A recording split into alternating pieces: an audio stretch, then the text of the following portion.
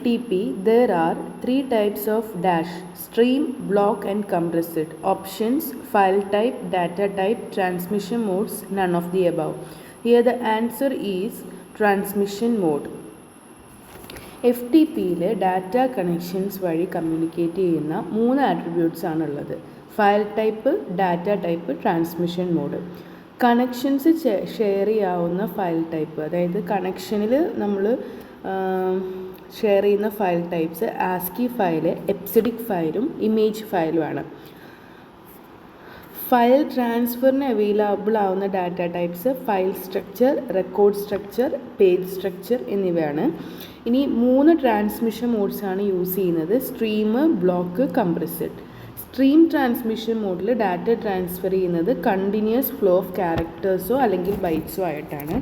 Block transmission മോഡിൽ data transfer ചെയ്യുന്നത് chunks ആയിട്ടാണ്. ഒരു ഹെഡർ ഓരോ ബ്ലോക്കിൻ്റെ മുമ്പിലും ഉണ്ടാവും. ബ്ലോക്കിൻ്റെ സൈസ് സ്പെസിഫൈ ചെയ്യാനാണ് ഉപയോഗിക്കുന്നത്.